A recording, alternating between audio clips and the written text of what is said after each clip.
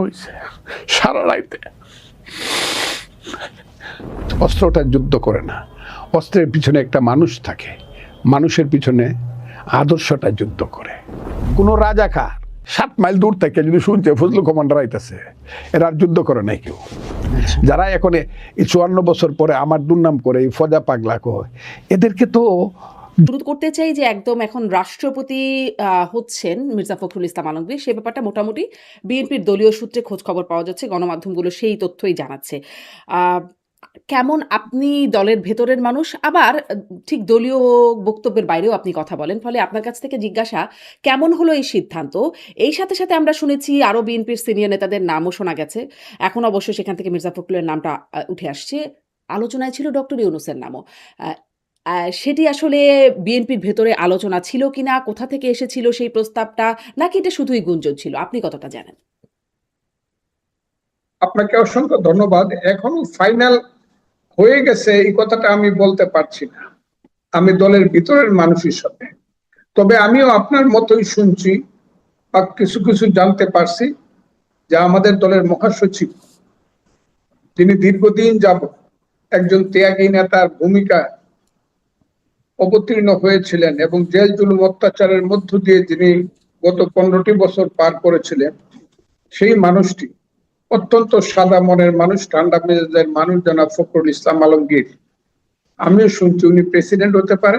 উনি যদি প্রেসিডেন্ট হয়, আমার কথার মধ্যে যে কথাটি ছিল, আমার আকাঙ্ক্ষার মধ্যে আমার সেই আকাঙ্ক্ষাটি পূরণ হবে। কারণ আমার আকাঙ্ক্ষা ছিল আমাদের দলের যে কোনো একজন ত্যাগী এবং সিনিয়র নেতা রাজনীতিবিদ বাংলাদেশের প্রেসিডেন্ট হোক, এটা ভালো হোক।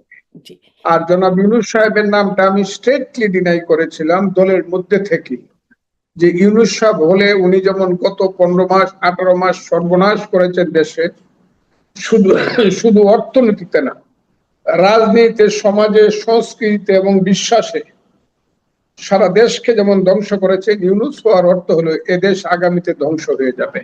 কাজে আমি কোনো সময় জনাব ইউনূস সাহেবের পক্ষে ছিলাম না এবং দল তাকে কোনো কারণেই করবে বলে আমি মনে করতাম না বা এখনো করি না। জি, স্পষ্ট। এখন আবার দেখা যাচ্ছে, প্রথম দিকে আমরা শুনেছিলাম যে জামায়াত বা বিরোধী দলের পক্ষ থেকে প্রার্থী দেবে না, যেহেতু মানে জয়ী হবার কোনো সম্ভাবনা নাই। কিন্তু সেটা জানা সত্ত্বেও এখন দেখা যাচ্ছে কর্নেল অলিকে আম মনোনয়ন দেয়া হয়েছে বা প্রার্থী করা হচ্ছে বিরোধী দলের পক্ষ থেকে। আ এটার পেছনে কোনো ব্যাখ্যা আছে বা ব্যাখ্যা খুঁজে পান যে জয় হবে না বা জয়ের কোনো সম্ভাবনা নাই, তবুও আসলে প্রার্থী করা কেন? আপনাকে আমি আবারও বলছি, যে কোনো নির্বাচনে কন্টেস্ট করার অধিকার যদি তার নির্বাচনী যোগ্যতা থাকে, তবে তার বাদ সে দলের করার অধিকার আছে। জনাব অলি সাহেব আজকের প্রেক্ষাপটে আমি বলতে চাই, উনি একজন বুড়া বয়সে ভীমরতি ধরা মানুষের মতো একজন মানুষ, অথবা লাভে বা লোভে উনি ওনার চরিত্র পরিবর্তন করেছেন, বিশ্বাসকে পরিবর্তন করেছেন, মুক্তিযুদ্ধকে উনি ছোট করেছেন এবং উনাকে দিয়ে যা কিছু করানো, যে কোনো কালো শক্তি যদি তার হাতে অর্থবিত্ত থাকে তাহলে করাতে পারে এবং উনি নির্বাচন নিশ্চিতভাবে পরাজয় জেনেই করছেন, করার তার অধিকার আছে। কিন্তু আমি মনে করি না যে উনি কাজটা ভালো করছেন, কারণ উনার নামের পিছনে একটা বীর বিক্রম বঙ্গবন্ধু শেখ মুজিবুর রহমানের সরকার দিয়েছিল, ওই বীর বিক্রম এবং মুক্তিযুদ্ধটাকে উনি ছোট করছেন। এটা আমার কাছে খুবই অবিশ্বাস্য মনে হয় আচ্ছা, মানে যে আপনি অলি বলছিলেন, আহমদ সাহেবের মতো একজন লোককে দিয়া আপনি বলছিলেন এই যে কাজটি, বুড়ো বয়সে ভীমরতির কথা, মেজর আখতারুজ্জামান একটা তিনিও কালো শক্তি মুক্তিযোদ্ধা। করাতে পেরেছে। জি, কালো শক্তি হলো সবসময় একই কাজ করে, নিজেরা পিছনে থেকে অপকর্মটি অন্যদেরকে দিয়ে অভিনীত করানোর চেষ্টা করে। এটা 5ই আগস্টেও নিজেরা খুব অন্তর নিহিত ভাবে পিছনে থেকে ওই ছেলে পেলে গুলাকে লাগাই দিছিল 5ই আগস্টে, যদিও জনতার আন্দোলন ছিল সেটা, কিন্তু ছেলেদেরকে তারা তাদের মতো করে ব্যবহার করছে। ওই ছেলেরা যারা আজকে এনসিপি। আর এখন কি করছে? মানে এখনো তো তারা জামায়াত জোটেই আছে। তখন ব্যবহার করেছে, এখনো তো তারা আছে তাদের সাথে। এখন তাদের রূপটা সবাই চিনে ফেলছে, যে এরা যে জন্ম ওখানেই তাদের জন্ম, গোবরেই তাদের জন্ম, এটা চিনে ফেলছে সবাই। আগে এটা চিনতো না তাদেরকে, এখন চিনে ফেলছে যে যে যে অবস্থান থেকে যে ডাল থেকেই কথা বলুক তাদের শিকড়টা এক জায়গায়, সেটা হলো জামাত এবং শিবির। গাছের বহু ডাল থাকে, তারা হলো এক একটা ডাল, কিন্তু এটার গোড়াটা হলো জামাত বা শিবির। জি, আপনার বিশ্লেষণ এটা স্পষ্ট। সব। এই মানে যেহেতু কর্নেল অলি, বীর বিক্রমের কথা আসছে, ফলে এই প্রশ্নটাও করে ফেলি। গেল ২৫শে জুলাই সিলেটে এক সমাবেশে কর্নেল অলি বলেছেন, জামায়াতের আমির শফিকুর রহমান, এনসিপির আহ্বায়ক নাহিদ ইসলাম ও বাংলাদেশ খিলাফতে মজলিসের আমির মাওলানা মামুনুল হক, এই ৩ নেতা যদি এক হয়ে যান তাহলে ১ সপ্তাহের মধ্যে সরকার পতন অনিবার্য হয়ে উঠবে, এই সরকার পালানোর পথ পাবে না। এটি বলছেন কর্নেল অলি। বাস্তবতা এরকম আছে কিনা? মানে আপনিই বলছিলেন যে ৫ই আগস্ট তারা পেছনে থেকে ৫ই আগস্টটা ঘটিয়েছে। ফলে এখনো আর কি পরিস্থিতির এরকম কিছু হতে পারে কিনা যে এই ৩ নেতা এক হয়ে এমন একটা পরিস্থিতি সৃষ্টি করবে যে এই সরকার পালানোর পথ পাবে না? এটা পুঁথিগত কথা অথবা পাগলের কথা। পাগলে কিনা বলে এর পরের ভাষাটার আমি বললাম না, ওয়ার্ডটার আমি বললাম না, সেন্টেন্সটাও বললাম না। এটা হলো আপনি পুঁথিগত ভাষায় বলে, কিন্তু অনেক সময় মধ্যযুগে বা আগের যুগে অতীতে পড়তো, লাখে লাখে মরে শূন্য কাতারে কাতার সমারোহ করিয়া দেখি মাত্র ৫,০০০ নাইমা দেখতে পারে। এখন ডাক দিলে তারা যদি আন্দোলনের ডাক দেয় বিএনপি সরকারের পতনের জন্য, রাস্তায় মানুষ তো দূরের কথা, রাস্তায় মানে জনগণকে পাওয়া দূরের কথা, জনগণ উল্টো তাদেরকে এমন জুতা পিটা করবে, লাঠি পিটা করবে, আমি আপনাকে বললাম এটা চিন্তাই করতে পারবেন না। কারণ এদের দুষ্কর্মে মানুষ এত বেশি অতিষ্ঠ হয়েছে গত 18 মাস, কারণ এরাই গত 18 মাস ইউনূস সাহেবের মূল ভ্যানগার্ড ছিল। এই জামাত, এই এনসিপি, এই ওলি আহমদরা, এরাই সমস্ত দেশটাকে ধ্বংস করছে, মুক্তিযুদ্ধকে ধ্বংস করছে, এরাই দেশকে, সভ্যতাকে ধ্বংস করছে, রাজনৈতিক সংস্কৃতিকে ধ্বংস কিন্তু করছে। কিন্তু এরাই ট্রফিটা তো ঠিকই বিএনপিকে দিয়ে গেছে। মানে সেই লন্ডনে গিয়ে ট্রফি সংসদে বললেন না যে ট্রফি বিএনপি মানে দিয়ে আসছেন ডক্টর ইউনূস লন্ডনে গিয়ে তারেক রহমানের হাতে। ফলে মানে শেষ পর্যন্ত আপনি বলছেন যে এই ১৮ মাস তারাই দুষ্কর্ম করেছে, তারাই চালিয়েছে, কিন্তু শেষ পর্যন্ত তো আসলে তারেক রহমানের হাতে ক্ষমতা। তারেক রহমানের হাতে ক্ষমতা আসবে, এইটা হলো ভিজিবল। বাংলাদেশে দুইটা শক্তি, দুইটা রাজনৈতিক দল শক্তির দিক থেকে জনতার পার্টি, একটা হলো বিএনপি, একটা হলো আওয়ামী লীগ। কন্টেস্টটা গত মুক্তিযুদ্ধের পর ৭৫-এর পর থেকে বলেন, ৭৮-এর পর থেকে বলেন, এই গত 50 বছর কিন্তু এই দুইটা রাজনৈতিক দলের মধ্যে জনগণের সম্পৃক্ততা ছিল। এবং যে 4টা নির্বাচন 91, 96, 2001 এবং 2008-এ হয়েছে, সেইখানে দেখা গেছে দুইটা দলের মধ্যে একটা কন্টেস্টিং অবস্থা। উভয় দলের ভোটের সংখ্যা 35 থেকে 40 বা 42। এক সময় আওয়ামী লীগের সংখ্যাটা আরো বেড়েছিল। এর বাইরে কোনো জামাত কোনো সময় 10% ভোট পায় নাই, 3 থেকে 6% ভোটের মধ্যে ছিল। তো সেই অবস্থানে থেকে আজকের যে প্রেক্ষাপটটা সৃষ্টি হয়েছিল, ইউনূস সাহেবরা অনন্তকাল থাকতে চেয়েছিলেন, কিন্তু বাস্তব কারণে তাদের পক্ষে থাকা সম্ভব হয় নাই। কাজে সম্ভব যেহেতু হয় নাই, আওয়ামী লীগ তার দুষ্কর্মের জন্য হোক, তার স্বৈর শাসনের জন্য হোক, আওয়ামী লীগ পালাইছে। আওয়ামী লীগ ইলেকশন করতে পারতেছে না, সামনে একটা দলই রইল, সেটা হলো বিএনপি। কাজেই তার সাথে আলোচনা করা ছাড়া, তার হাতে মেডেলটা তুলে দেওয়া ছাড়া আর কি পথ ইউনূস সাহেবের সামনে খোলা ছিল? এটা সবাই জানতো যে ইলেকশন মানে বিএনপি। যদিও ষড়যন্ত্রমূলক ভাবে দেশীয় এবং আন্তর্জাতিক ভাবে মনে করা হতো এক সময় যে জামাত বলেছিল তারা নাকি 2/3 মেজরিটি পাবে। আমি বলেছিলাম কেসকিবান্দির পুতের নাম সুলতান খান, জামাত যদি এই দেশে মেজরিটি পায় তাহলে আমি বিষ খাবো। এই কথাটা আমি নিজেই বলেছিলাম, এটা আপনার জানা। কাজেই শেষ পর্যন্ত ইলেকশন যখন আসছে, মানুষ তার সম্বিত ফিরে পাচ্ছে। শুধু না, বিএনপিও যখন দেখছে আলবদর রাজাকার, আল শামসের পরবর্তী বংশধরেরা বাংলাদেশটাকে ছিন্ন বিচ্ছিন্ন করে তারা এই দেশটাকে পাকিস্তান করতে চায়, তখন বিএনপিও তার সম্বিত ফিরে পাইছে এবং বলছে না, আমরা মুক্তিযোদ্ধার দল, মুক্তিযোদ্ধা শহীদ প্রেসিডেন্ট জিয়াউর রহমান বীরুত্তমের দল। আমরা মুক্তিযুদ্ধে বিশ্বাস করি এবং সেই কারণেই লাখে লাখে কোটি কোটি মানুষ, একটা সম্প্রদায় তো প্রায় 60 লক্ষ ভোট দিছে বিএনপিকে। এটা অস্বীকার করার কোনো জো নাই। এই দেশে যাদেরকে আমরা কিন্তু ধর্মীয় তবুও আমি মাইনরিটি দেখছিলাম বলি, 31.76% ভোট পেয়েছে জামাত ইসলাম। মানে যেখানে আপনি 10%-এর নিচে 6-7% বলছিলেন সংখ্যাটা, সেখানে এতটা ভোট কিন্তু জামাত ইসলামও পেয়েছে। মানে মেজরিটি পেলে আপনি বিষ খাবেন এখানে বলেছিলেন, মেজরিটি না পেলেও বেশ ভালো ভোট পেয়েছে জামাত ইসলাম।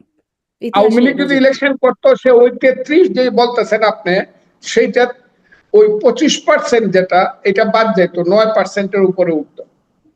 আওয়ামী লীগ ইলেকশন করে নাই, কাজেই এটা বিভিন্ন কারণে এই ভোটটা হয়ে গেছে এবং এইখানে একটা আন্তর্জাতিক ষড়যন্ত্রের ব্যাপার হয়েছে এবং সেই ষড়যন্ত্রের কারণে এই ভোটটা বিভিন্ন যে জায়গাগুলোতে পাইছে, সেই জায়গাগুলো বিশেষ বিশেষ জায়গা। যেখানে জাতীয় পার্টি ছিল 22টা সিট, সেখানে দেখা গেছে 20টা সিট পেয়ে গেছে তার।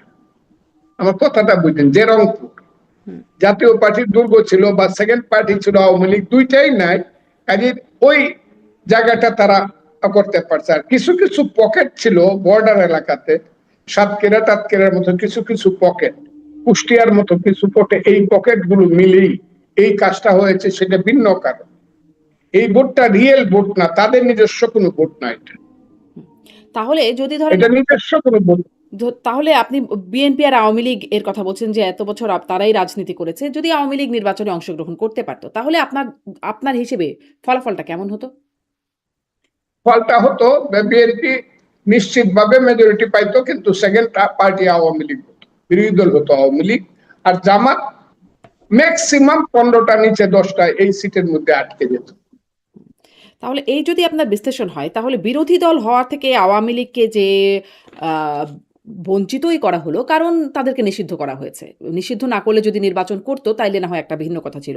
যেহেতু তারা নির্বাচন করতে পারলো না, ফলে এটি কি আসলে গণতান্ত্রিক হলো এই নির্বাচন? এই নির্বাচনটা গণতান্ত্রিক হলো কিনা আমি আপনাকে বলছি, আওয়ামী লীগকে ইলেকশন করতে দিলেই কি আওয়ামী লীগ করতে পারতো? যারা আজকে দিল্লি চলে গেছে বা কলকাতার মহান নেতারা চলে গেছে, হাইব্রিড নেতা যারা ছিল, ওই সালমান রহমান কি নবাবগঞ্জ সিট দিলেই উনি এসে দাঁড়ায় পাশ করে ফেলতে পারতো? এটা কি আপনার মনে হয়? এমন একটা দগদগে গা তারা 15 বছরে নিজেদের সৃষ্টি করছিল। এইসব লোকগুলা যাদের চেহারাগুলো এমপি হিসাবে দেখা গেছে, তারা নিজের এলাকায় গিয়ে তাদেরকে শতভাবে দুলাভাই ডাকলেও ভোট করার মতো অবস্থা তাদের এই মুহূর্তে ছিল না। কিন্তু আওয়ামী লীগের ভোট ছিল, কিন্তু নেতারা ভোট করার অবস্থায় ছিল। যেমন এখন কিন্তু আওয়ামী লীগ এছাড়া বলতে কি আওয়ামী লীগের আর নেতা নাই? মানে আওয়ামী লীগে যাদের কথা বলছেন, সালমান এফ রহমান বা হাইব্রিড নেতা, তাছাড়া কি আওয়ামী লীগের নেতা নাই? আছে। তাদেরকে গত 15 বছরে মেরুদণ্ডটা ভাঙ্গা মাথাটা নিচু করে দেওয়া হয়েছে। আস্তে আস্তে যখন মুক্তিযুদ্ধ উঠতে শুরু করবে, তখন তারাও আবার উঠতে শুরু করবে। শেখ হাসিনা যে আসতে চায়, অত বড় বড় কথা বলছেন, একটা মাত্র কারণ, ওটা উনার বা আওয়ামী লীগের জনপ্রিয়তার কারণে না, এটা হলো মুক্তিযুদ্ধের জনপ্রিয়তার কারণে।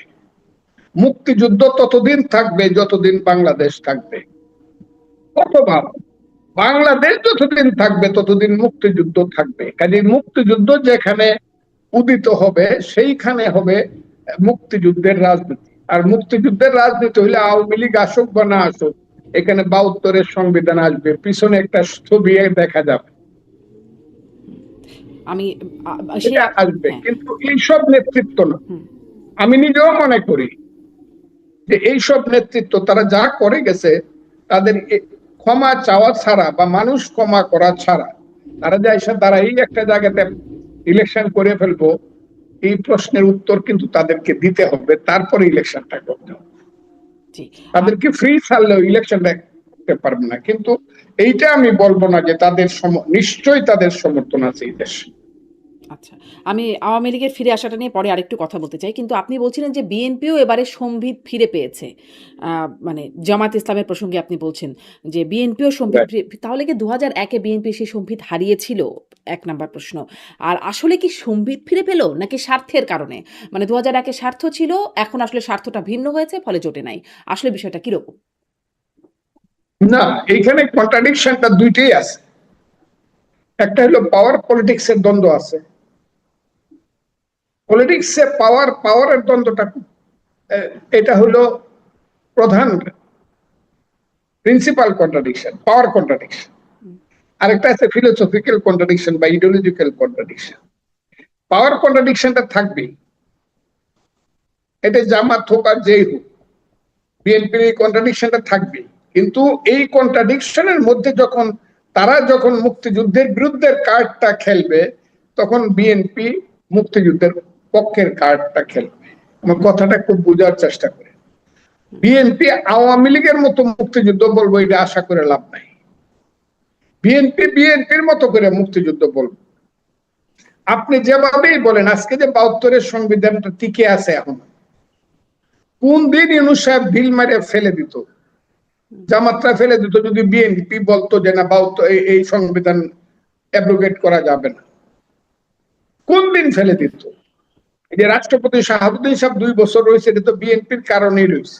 নাহলে তো তারা প্রথম দিন তাকে ছুড়ে ফেলে দিয়া তাদের মতো করে এটা একটা জঙ্গিবাদী এবং সাম্প্রদায়িক রাষ্ট্র, আফগানিস্তানের মতো, সিরিয়ার মতো একটা ঘোষণা দিয়ে তারা, কাজে বিএনপি একদম মানে তাদের যে রোলটা তাদের মতো করে ঠিকই প্লে করতেছে। আজকেও দেখেন এরা যে এত চক্রান্ত করতেছে, জামাত শিবির থেকে ধরে হাজার হাজার মানুষের মিছিল প্রতি শুক্রবারে আল্লাহর ঘর থেকে বাইরে হয়, মসজিদ থেকে বের হয়, এত কিছু স্লোগান দিচ্ছে। এটাকে ফেস করছে কে? এখন তো আওয়ামী লীগ নাই, ছাত্রলীগ তো ফেস করতেছে ছাত্রদল। আপনি যেখানেই বলেন এরাই ফেস করতেছে, মারছে, মার খাইতেছে, মার দিতেছে, চলতেছে, জেলে যাইতেছে, জেল থেকে আসতেছে, সবকিছুই তো করতেছে, তারা তো সার দিচ্ছে না। হ্যাঁ, তো বলতে পারেন এখানে ইডিওলজিক্যাল কন্ট্রাডিকশনের চেয়ে এখানে পাওয়ার কন্ট্রাডিকশনটা বেশি। মানে এই যে মারছে, মার খাচ্ছে, এই অবস্থায় কি সামনের দিনগুলোতেও চলতে থাকবে? মানে মারামারিটাই চলতে থাকবে? মানে কত যে কথা শুনেছিলাম, নতুন বন্দোবস্ত, একটা ঐক্যমতের রাজনীতি, সেরকমের কি আর ভবিষ্যৎ নাই?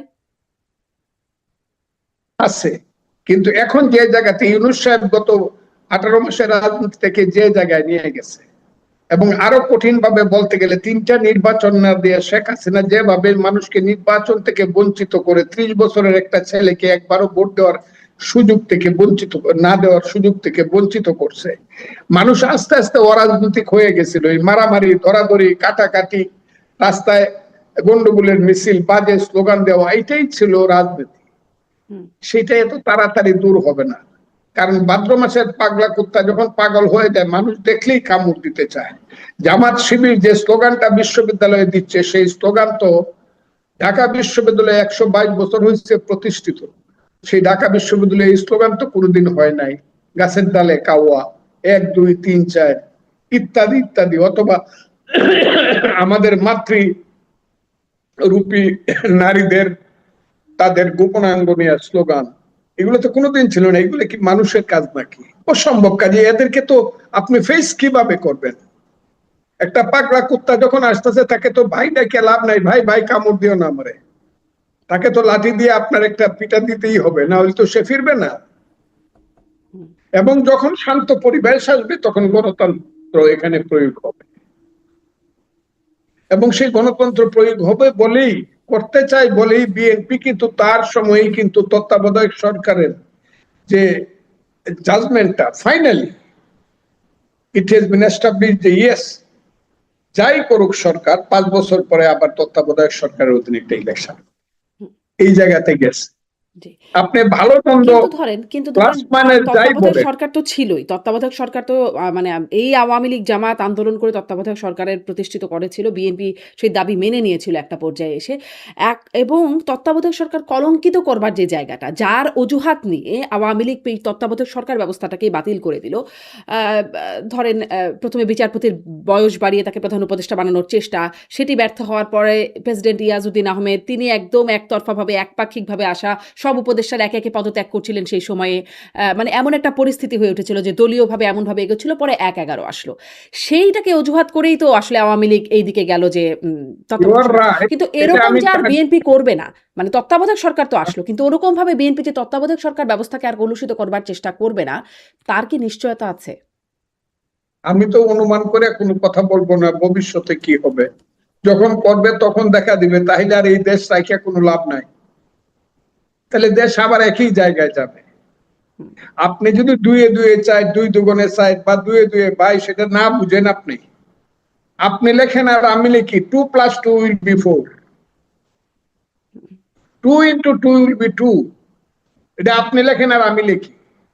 বিএনপি যদি একই কাজ করে, আবার যদি একই কাজ করে, তাহলে একই রেজাল্ট হবে। এখন তো আমি ভবিষ্যৎটা বলতে পারতাছি না, কিন্তু আমার মনে হয় সবাই আমাদের শিক্ষা নিছি আমরা অতীত থেকে মানে ধরেন আরো একটু ভালোভাবে চলা। এবং শিক্ষকতা এখন আপনাকে বলি, হ্যাঁ একজন প্রধানমন্ত্রী যার সম্পর্কে মানুষের একটা নেগেটিভ অ্যাটিটিউড ছিল, সেই জনাব তারেক রহমান গত 6 মাস বা 5 মাস দেশের প্রধানমন্ত্রী যতটুকু সম্ভব মানুষের মধ্যে একটা আস্থা ফিরে আসছে। ইয়েস, মানুষ হিসাবে উনি ভুল ত্রুটির সম্পূর্ণ ঊর্ধ্বে না, কিন্তু মোটামুটি ভাবে একটা জিনিসকে উনি আগায় নিয়ে যাইতেছে। এই জায়গাটা কিন্তু এখন প্রতিষ্ঠিত হচ্ছে।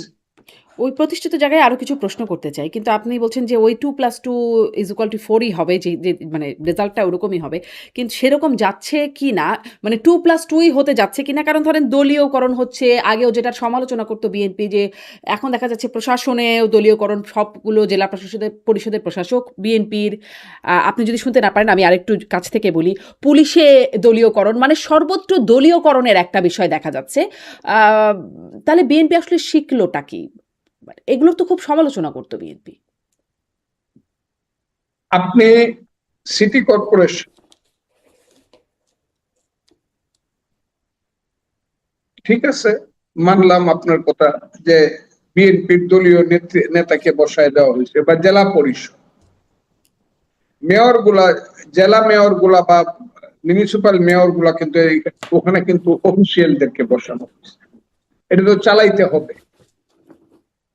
এখানে যারা ছিল আওয়ামী লীগের আমলে, যাদেরকে আপনি ইলেক্টেড বলতেছেন, দে আর নট ইলেক্টেড, তারা সিলেক্টেড এর চেয়েও খারাপ ছিল।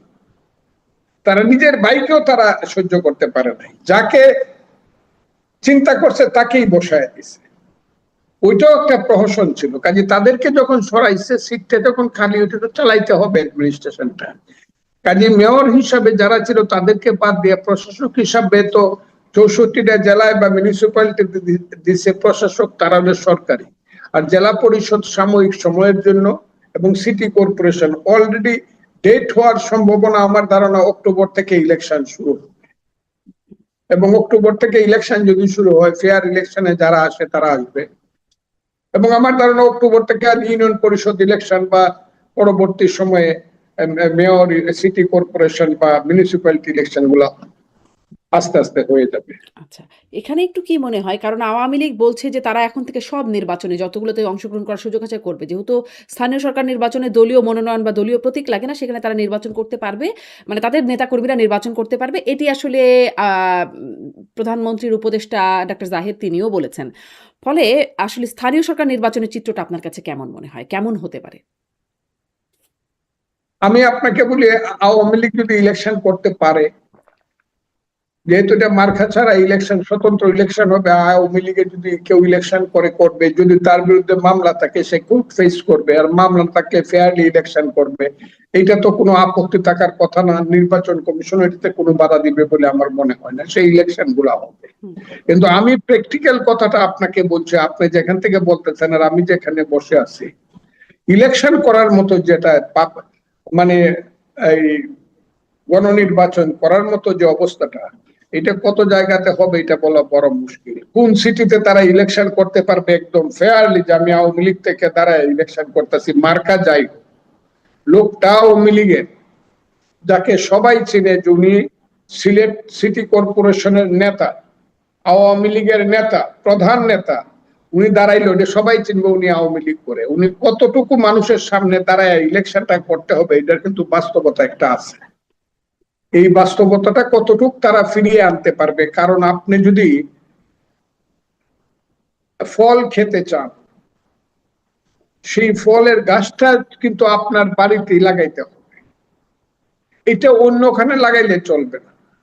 এখানে সাবজেক্টিভ কন্ডিশনটা আওয়ামী লীগের কি, আপনারা দূরে থেকে যায়, হ্যাঁ সাপোর্ট আছে, মুক্তিযুদ্ধের পক্ষে 90% মতামত আছে বাংলাদেশের। এখনো যদি বলে মানুষে ধরেন এই সরকারি না নির্বাচন কমিশন যদি বলে যে আমরা একটা রেফারেন্ডাম করতে চাই মুক্তিযুদ্ধের পক্ষে কারা আর বিপক্ষে কারা, ৭১-এর মুক্তিযুদ্ধের ৯০-৯৫% ভোট মানুষ মুক্তিযুদ্ধের পক্ষে দিবে, কারণ এইসব রাজাকারের বাচ্চাদেরকে মানুষ অলরেডি গত ২ বছরে চিনে ফেলছে।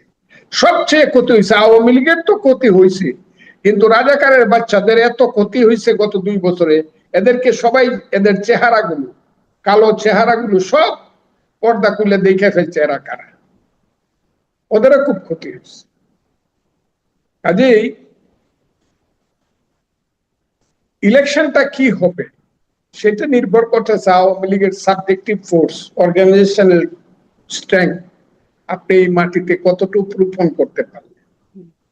কারণ সমস্ত ইলেকশনটাই শুধু পাবলিক সাপোর্টের উপরে হয় না। আপনার তো ধরেন আপনি তৃণমূলের দেখার একটা সুযোগ আছে। বিল্ডিং, আমি কথাটা বলে লই, একটা বিল্ডিং যেমন করে শুধু ইট সুরকি দিলেই হয় না, এটার পিলারের উপর একটা বিল্ডিং দাঁড়ায় থাকে, কতটুকু একটা সংগঠনের উপরে কিন্তু একটা ইলেকশন নির্ভর করে।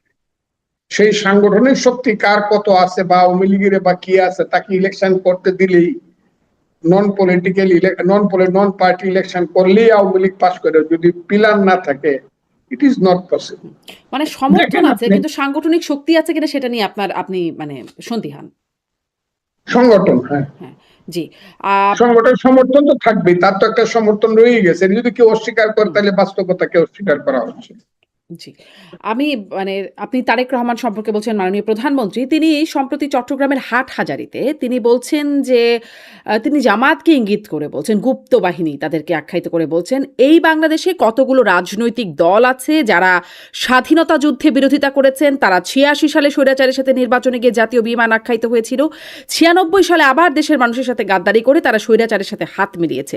মানে আমার প্রশ্নটা হচ্ছে এখানে, এই ইতিহাসটা বিএনপির মুখে কতটা মানানসই, যেখানে মানে এগুলো তো আগের ইতিহাস, সবচেয়ে লেটেস্ট ইতিহাস যদি বলি ২০০১ সালে বিএনপি জোট করলো, তাহলে এই যে ইতিহাসটা ইনি প্রধানমন্ত্রী এই প্রথম না, এর আগেও বলেছেন, প্রধানমন্ত্রীর মুখে এই ইতিহাসটা মানানসই? মানে আপনি কাজী নজরুল ইসলাম সাহেবের একটা কবিতা আছে যে আমরা সবাই সমান পাপী, আপন পাপের পাটকারা দিয়ে অপরের পাপ মাপি।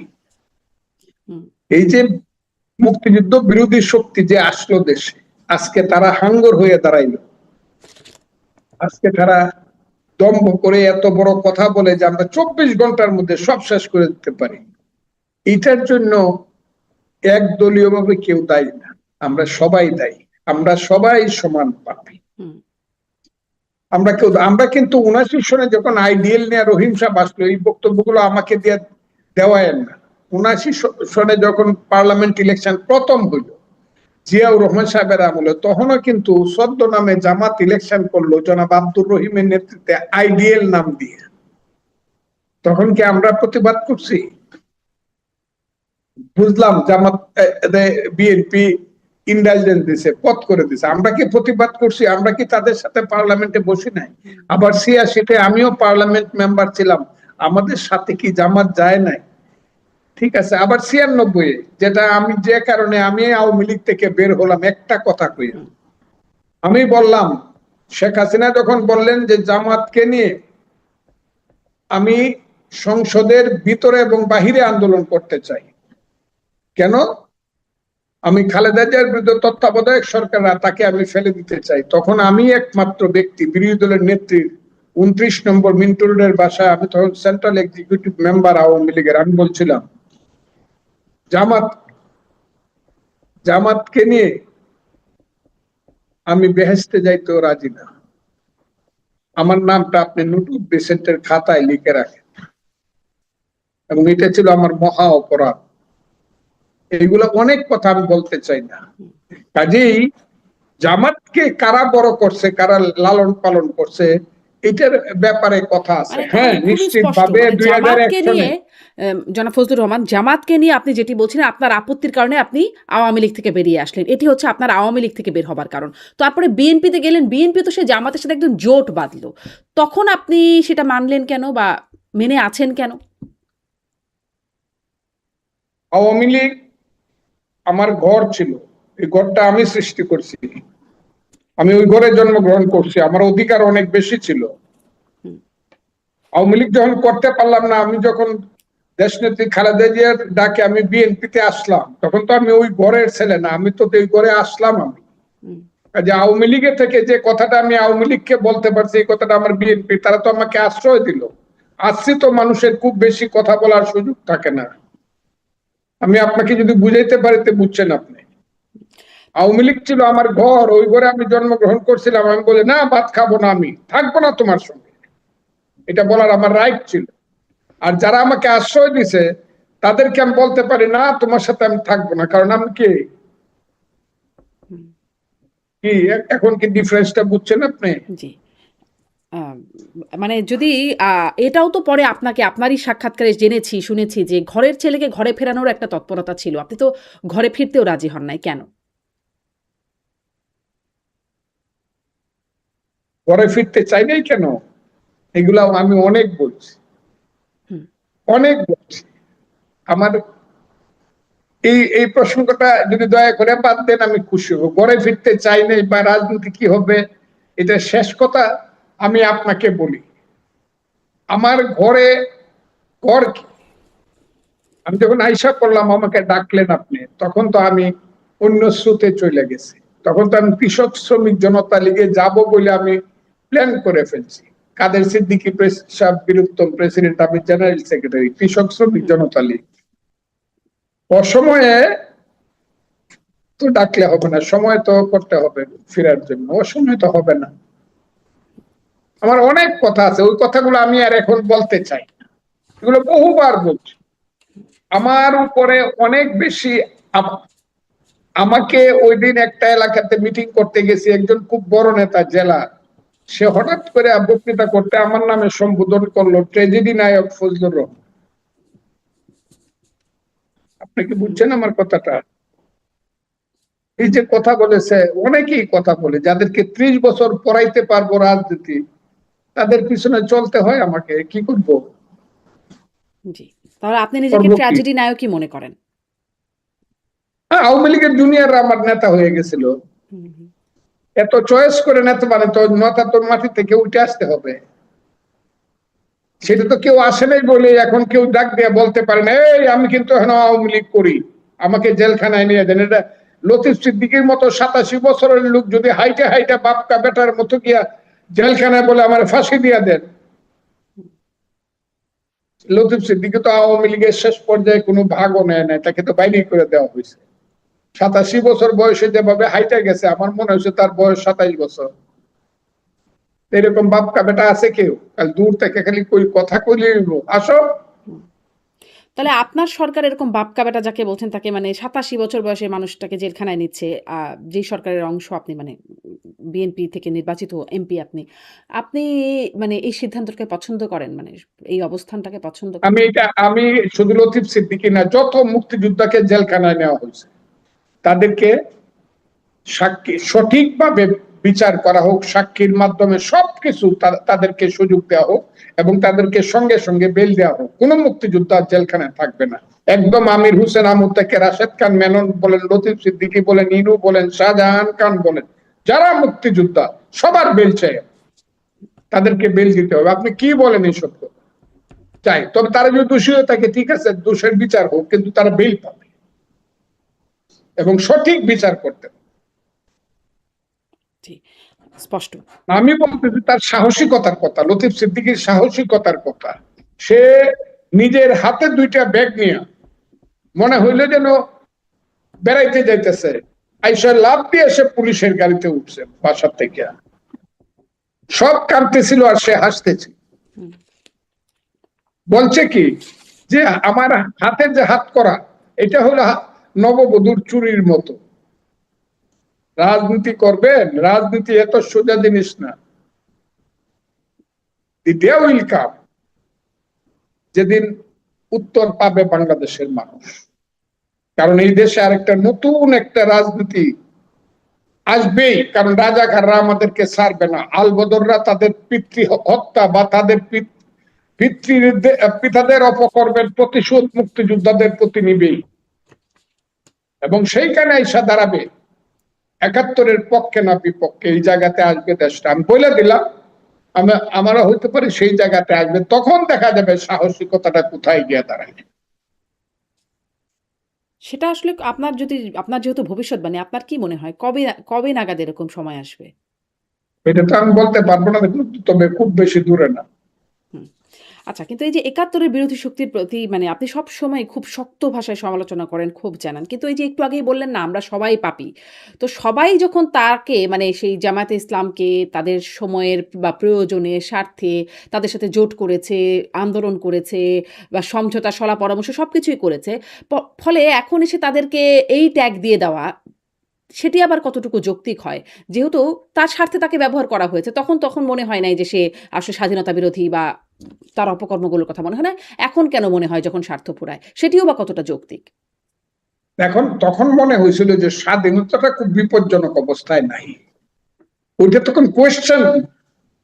মুক্তিযুদ্ধ স্বাধীনতা তখন জামাতের মুক্তাক্ষ, সেটা তারা ভিতরে কিভাবে চাপা দিয়ে রাখছিল জানি না, কিন্তু তখন তাদের মুক্তাক্ষ তো মুক্তিযুদ্ধ এবং স্বাধীনতা সম্পর্কে আজকের প্রেক্ষাপট যেটা তারা তৈরি করছে, যে মুক্তিযুদ্ধ হয় না, ৭১ গন্ডগোল ছিল, ইন্ডিয়া গন্ডগোল লাগাই দিয়েছিল দুই ভাইয়ের মধ্যে, এই কথাটা তাদের মুখ থেকে সেদিন সবাই মনে করছিল জামাতের বুঝি পরিবর্তন হয়েছে, অন্ত বাংলাদেশটাকে মানে, এবং মুক্তিযুদ্ধের অপরাধের জন্য তারা অনুতপ্ত, তাদের পূর্বপুরুষের অপরাধের এইটা মনে করত। কিন্তু যখন দেখা গেল যে যখন এই সময় আসছে তাদের আসল রূপটা বাইরে আসছে, যে কারণে আজকে আবার এই জিনিসটা নতুন করে আসছে। আপনি সবসময় তো সবটা জিনিস বুঝতে পারবেন না। হুম।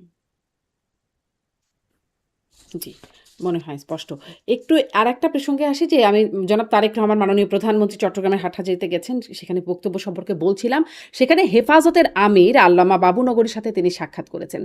আপনার কাছে একটু এটা প্রশ্ন মানে আমার জানতে ইচ্ছে করে যে ধরেন শেখ হাসিনা তার সাথে এক রকমের বেশ পাকাপাকি বিরোধ হলো ওই শাপলা চত্বরের ঘটনার পর। কিন্তু তারপরে দেখা গেল আবার হেফাজতের আমির আল্লামা শফি তখন ছিলেন। তার সাথে খুব একটা ঘনিষ্ঠতা, তাকে কওমি জননীয় উপাধি দিলেন। কিন্তু তারপরে আবার ঠিকই তার বিরোধিতা করলেন। এখনো দেখা যাচ্ছে মানে সবসময় হেফাজতে ইসলাম রাজনীতিতে এত গুরুত্বপূর্ণ চরিত্র হয়ে দাঁড়ায় কেন? এটা আমি আপনাকে বলি, বাংলাদেশের মুসলমানদের মধ্যে আপাতত ৩টা ধারা। মুসলমানদের মধ্যে মুসলমান, আল্লাহ, রসুল, নামাজ, রোজা, হজ, জাকাত এগুলো সব ঠিক আছে, কোরআন ঠিক আছে, কিন্তু তরিকা আছে। সেই তরিকাতে ৩টা তরিকা আছে, ৩টা লাইন মুসলমান পলিটি মুসলিম। একটা হইলো আহলে সুন্নাতুল জামাত, সুফিবাদী লাইন, ওলিয়া উলিয়া গাউস কুতুব দরবেশ, যারা সেই ১২০০ শতাব্দীর থেকে আমাদের এই বাংলায় এই দেশে মুসলমান বানাইছে, হে হযরত শাহজালাল, শাহপরান থেকে ধরে যারা আছে, এইটা হলো একটা লাইন, মাজার লাইন। এটাকে বলা হয় আহলে সুন্নাত ওয়াল জামাত বা সুফিবাদী লাইন।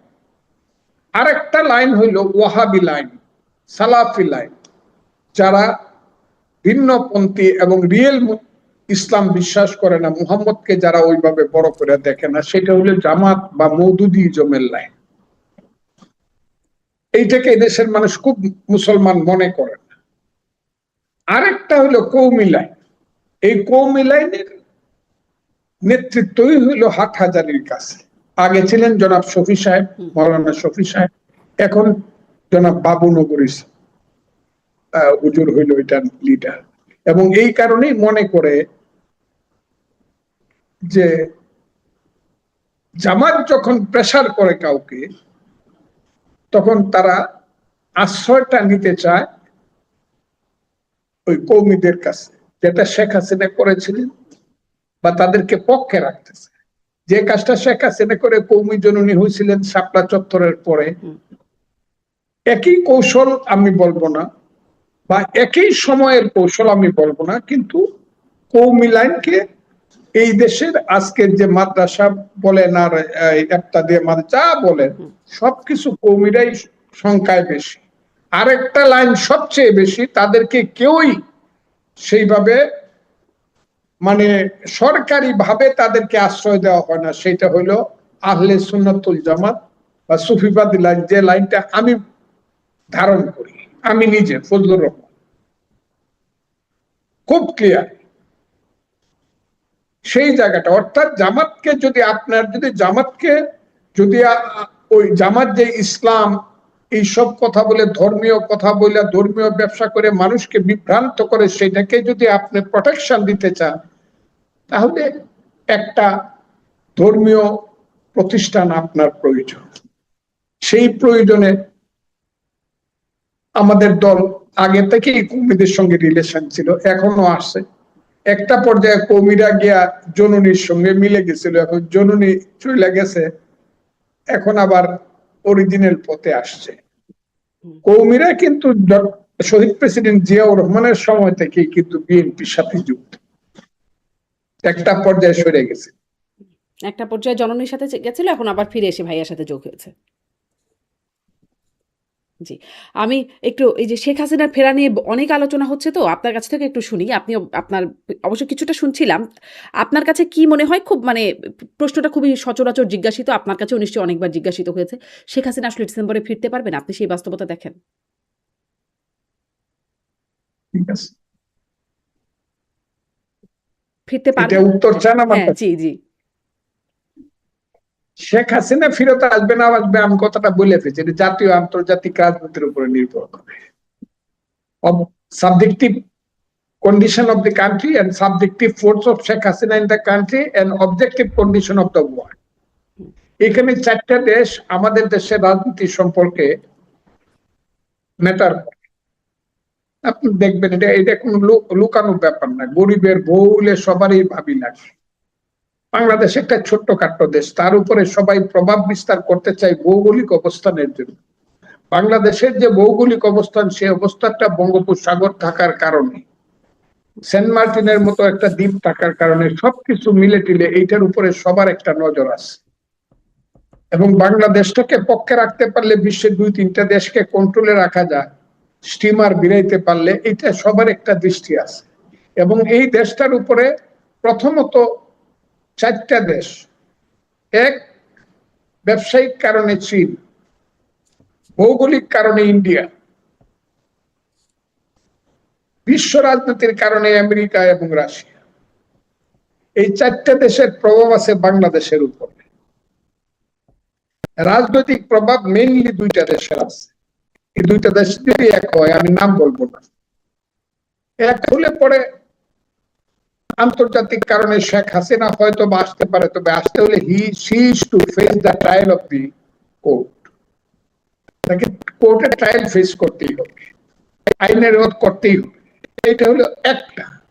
আরেকটা হলো যে তার সাবজেক্টিভ কন্ডিশন যদি দেশে এমন ভাবে গড়ে ওঠে, যে কন্ডিশনটা সৃষ্টি হইলে পরে এই দেশের মানুষ তাকে চায়, এবং অধিকাংশ মানুষ, বেশিরভাগ মানুষ, কোটি কোটি মানুষ চায় যে ঠিক আছে, শেখ হাসিনা ভুল ত্রুটি সহ, ন্যায় অন্যায় সহ যাই হয়েছে, এই দেশে তিনি ফেরত আসুক, আইসে ফেস করুক, তার পক্ষে সেই লোক থাকে, তখন অবস্থাটা ভিন্ন রকম হবে। তখন তার দেশে আসতেও পারে। আমি এটা বলবো না কোনোদিন আসতে পারবে না, এই কথাটা আমি কোনোদিন বলবো। এটা বাস্তব কন্ডিশনের উপর নির্ভর, সাবজেক্টিভ এবং অবজেক্টিভ কন্ডিশনের উপর। সেই সাবজেক্টিভ অবজেক্টিভ কন্ডিশন কি এখন হচ্ছে বলে মনে হয়? ডিসেম্বর সেটা যদি টাইমলাইন হয়, সেরকম কি অবস্থা দেখেন? 5ই আগস্টের সময় যা ছিল তার চেয়ে আস্তে আস্তে একটু ফর্সা হতেছে তার পক্ষে মনে হচ্ছে আমার। আচ্ছা, কেন ফর্সা হচ্ছে? ইউনূস সাহেবের 18 মাসের শাসন, ইউনূস সাহেবের 18 মাসের অপকর্ম, ইউনূস সাহেবের 18 মাসের অন্ধকারের যুগ, মানুষ দেখছে যে যত বড় বড় কথা কইছে, আমরা নোবেল লরিয়েট ইউনূস সাহেবকে নিয়ে, যে উনি দেশকে একদম সিঙ্গাপুর বানায় ফেলবো 3 মাসের মধ্যে, মানুষ দেখছে না এটা সত্য না। যেমন ইউনূস সাহেব এই দেশে যে অপকর্ম করছে, যে ক্রাইম এই দেশে সৃষ্টি করছে, এই দেশের যে মানুষের যে কালচার, পলিটিক্যাল কালচারটা যেভাবে নষ্ট করছে, সেই কারণে মানুষের মধ্যে এখন তুলনামূলক একটা প্রশ্ন আসতেছে। কিন্তু ইউনূস সাহেব তো চলে গেছেন, এখন তো তারেক রহমান সাহেব আছেন প্রধানমন্ত্রী, বিএনপি আছে। তারেক রহমান সাহেব যদি ভালোভাবে চালাইতে পারে, তাহলে শেখ হাসিনা বা তাদের রাজনীতি আসা কষ্ট হবে। যদি তারেক রহমান সাহেব এবং তার সরকার যদি মানুষের মোটামুটি একটা মানে সমর্থন নিয়ে যদি দেশ চালাইতে পারে গণতন্ত্রের ভিত্তিতে, তাইলে তাদের কষ্ট হবে। It is not so easy. তো সেটা কি হচ্ছে? মানে তারেক রহমান মোটামুটি ভালো চালাতে পারছেন সব আমি মিলিয়ে? এখন বলতে পারবো না, কারণ শিশু হামাগুড়ি দিতেছে। আগে হাঁটতে হাঁটতে দেন, 5 মাস তো মাত্র হামাগুড়ি দিচ্ছে ক্ষমা করে শিশু। দিচ্ছে। শেষ বিষয়ে কথা বলি। আপনি আন্তর্জাতিক সমীকরণের কথা বলছেন, ভূ-রাজনীতির কথা বলছেন, ভারতে থেকে শেখ হাসিনা কথা বলছেন। যার কারণে স্বরাষ্ট্রমন্ত্রী বলছেন যে শেখ হাসিনা কার্ড খেলছে ভারত, এভাবে কূটনৈতিক সম্পর্ক রাখা যায় না। তারপরে আজকেই আরকি দীনেশ ত্রিবেদীর সাথে মাননীয় প্রধানমন্ত্রীর সাক্ষাৎ হলো ভারতের রাষ্ট্রদূতের সাথে। এবং সামনে ভারতে যে সফরের কথা বলা হচ্ছে ব্রিক্স সম্মেলনে, সেখানেও যাবেন না, এরকম একটা কথাও এসেছে এরই মধ্যে। বেশ শক্ত বা কড়া বার্তা দিচ্ছেন। আপনার কি মনে হয় আসলে শেখ হাসিনাকে ইস্যু করে বা শেখ হাসিনার রাজনৈতিক তৎপরতাকে ইস্যু করে ভারতের সাথে সম্পর্কটা খারাপ হয়ে যাওয়া, সেটি আসলে কতটা যৌক্তিক? যৌক্তিকটাও যৌক্তিক কেন বলবো না, তবে আমি এটা বলবো, যদি দেশ বাংলাদেশের যে ভৌগোলিক অবস্থা, হুম, পৃথিবী যতদিন পর্যন্ত কেমন হয়েছে ততদিন পর্যন্ত ভারত আমার প্রতিবেশী থাকবে। ভালো মন্দ মিলে প্রতিবেশীর সঙ্গে আমার বন্ধুত্ব হবে, প্রতিবেশীর সঙ্গে আমার ঝগড়া হবে। যেমন মেক্সিকোর সঙ্গে বর্ডার নিয়ে আমেরিকার ঝগড়া হয়, কানাডার সঙ্গে হয়, আমার সাথে হয় না, ভারতের সাথে হয় না। যেমন পাকিস্তানের সঙ্গে আফগানিস্তান দুইটাই মুসলমান দেশ, কিন্তু প্রত্যেকদিন গোলাগুলি হয়। এটা হবেই, প্রতিবেশী আবার প্রতিবেশীর সাথে মিল। যদি বাংলাদেশকে সঠিকভাবে চলতে হয়, নিশ্চিতভাবে ভারতের সঙ্গে বন্ধুত্বপূর্ণ সম্পর্ক রাখতে হবে, এটা আমি মনে করি। আর প্রতিদিন ঝগড়া করে প্রতিবেশীর সঙ্গে কোনো শান্তিতে থাকা যায় না। ঠিক তেমনি ভারতকেও যদি পেটের মধ্যে ক্যান্সার না বানাইতে হয়, ছোট্ট ক্যান্সার না বানাইতে হয়, তাহলে বাংলাদেশের সম্পর্কে সুসম্পর্ক গড়ে তোলার চেষ্টা করতে হবে। অর্থাৎ প্রতিবেশী সুলভ একটা সুসম্পর্ক রক্ষা করতেই হবে। কেউ কারো মনে হয়, কেউ কারো গোলাম নয়, বন্ধুত্বপূর্ণ সম্পর্ক রাখতে হবে। নিশ্চিতভাবে ভারত আমার চেয়ে 25-22 গুণ বড়, নিশ্চিতভাবে তার অনেক বড় শক্তি, এটা ঠিক আছে। আমিও বুঝি, আমি অবুঝ না, আমিও বুঝি। তার শক্তি বেশি, মুক্তিযুদ্ধে সে আমাকে ভাত দিয়েছে, আমাকে কাপড় দিয়েছে, আমার 1 কোটি মানুষকে রিলিফ দিয়েছে, আমাকে অস্ত্র দিয়েছে, অর্থ দিয়েছে, আমার মুক্তির জন্য স্বাধীনতার জন্য শিষ্যযুগে দিয়েছে। সম্পূর্ণ ঘোড়া হিসাব করছিল, সেই সম্পূর্ণ ঘরে রিক্স দিয়েছে ইন্দিরা গান্ধী, ভারতবর্ষ। এই জিনিসগুলো আছে, সবকিছু মিলে আমি মনে করি দেশের সুসম্পর্ক থাকা উচিত। এটা শেখ হাসিনা এটা আমার কাছে ভারতের সঙ্গে সম্পর্ক নষ্ট করে শেখ হাসিনা ফ্যাক্টর হওয়া, এটা আমার মনে হয়। জি, জি। কারণ ভারতের অন্য দেশের লোক আছে, যেমন তিব্বতের লোক ভারতে কিন্তু আশ্রয় পায়। চীনের সঙ্গে ভারতের আন্তর্জাতিক সম্পর্ক টোটাল ধ্বংস হয়েছে, আমাদের ঠিক না। জি। আরেকটা দেশের কথা বলছেন, যুক্তরাষ্ট্রের কথা বা আমেরিকার কথা। সেই সম্প্রতি ফরহাদ মজহারের একটা সাক্ষাৎকারে বলছেন যে শেখ হাসিনার পতন মার্কিনিরা করিয়েছেন বা সেফ হাউসে থাকতেন, তখন সেই সময় যারা ছাত্র আন্দোলনের নেতারা ছিলেন তাদেরকে সেফ হাউসে রাখা হতো। এই বক্তব্যটা আসলে আপনার কাছে কেমন মনে হয়? এটা তার নতুন বক্তব্য না? আগেও বলেছেন যে পতনের জন্য, মানে আওয়ামী লীগ সরকার পতনের জন্য আমেরিকাই যথেষ্ট। এই বক্তব্যটা এখন আবার খুব আলোচনা হচ্ছে। এই বক্তব্যটা আপনার কাছে কেমন মনে হয়? একদম বললো শেখ হাসিনাই বলছিল, পার্লামেন্টে বা বাইরে সম্ভবত বলছিল যে আমেরিকার মতো একটা মহাশক্তি যদি ইচ্ছা করে তাহলে যে কোনো আমার মতো একটা সরকারের পতন ঘটাইতে পারে। শেখ হাসিনা নিজেই বলছিল। আর আমি বারবারই বলছিলাম যে 5ই আগস্টের 2টা রূপ, জুলাই আন্দোলনের 2টা রূপ। একটা হলো গণতান্ত্রিক রূপ, শেখ হাসিনা ইলেকশন দেয় না, গণতন্ত্র নাই, দেশটা শেষ হয়ে যাইতেছে, এই দেশে একটা অলিগার্কি তৈরি হইতেছে, মানুষের একটা বিক্ষুব্ধতা। 30 বছর যে ছেলেটার বয়সে একটা ভোট দিতে পারে নাই, এই গণতন্ত্রের যে আন্দোলনটা, এই আন্দোলনের রূপ হলো 1 দফায় 1 দাবি, শেখ হাসিনা কবে যাবে। এবং শেখ হাসিনা গেলে পরে একটা তত্ত্বাবধায়ক একটা নিরপেক্ষ নির্বাচন হবে, যে নির্বাচনে মেজরিটি যারা আসে তারা দেশ গণতান্ত্রিক ভাবে পরিচালনা করবে। এইটা হলো একটা রূপ, এটার নেতৃত্বে বিএনপি, খালেদা জিয়া, তারেক রহমান। আরেকটা রূপ এখন বোঝা যাচ্ছে, আমি আগেও বলছিলাম যে কারণে আমি দল থেকে সাসপেন্ড হইলাম।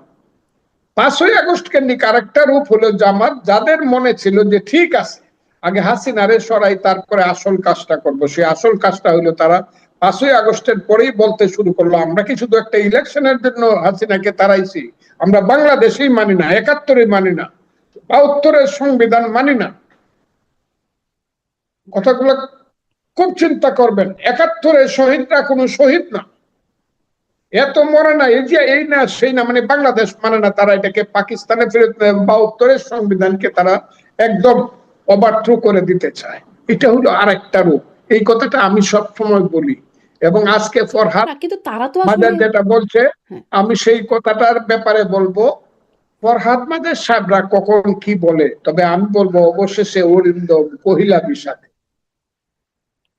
তারা এরকম বলবে এবং তারা স্বীকারোক্তিও দিবে। আমরা এরকম করিও না, স্বীকারোক্তিও দিই না। আমরা সব সময় এক কথা বলি। আমি ফজলুর রহমান আমার জীবনে সব সময় এক কথা বলি, দল পরিবর্তন করছি ঠিক আছে, কিন্তু আমার মত এবং আদর্শের কোনো পরিবর্তন নাই। আমার মত এবং আদর্শ হইল মুক্তিযুদ্ধের আদর্শ, সেই আদর্শ পথে শেষ দিন পর্যন্ত চলে যাবে। এটাই হলো আমার কথা। জি। আপনাকে অনেক মানে এইরকম শক্ত কথার জন্য অনেক গালিগালাজও শুনতে হয়। খুব আপনার নাম হয়ে গেছে ফজু পাগলা বলে। গালিগালাজ না, আমাকে হত্যা করার জন্য যে ঘটনাটা হয়েছিল, সেদিন যদি 10 মিনিটের মধ্যে পুলিশ এবং আর্মি 15 মিনিটের মধ্যে না আসতো, আমার যে মবটা হয়েছিল সেদিন তো আমি নিশ্চিত ভাবে বলে ফেলছিলাম, মনে করছিলাম যে এই তো আমার বাসার গেটটা ভাঙবে, এই সময় আইসা পুলিশ দাঁড়াইছে, আমি তাদের প্রতি কৃতজ্ঞ বা আর্মি আসছে। আমি এখনো যে থ্রেট পাচ্ছি, ও যে কোনোদিন শুনতে পারে Fazlur Rahman is no more.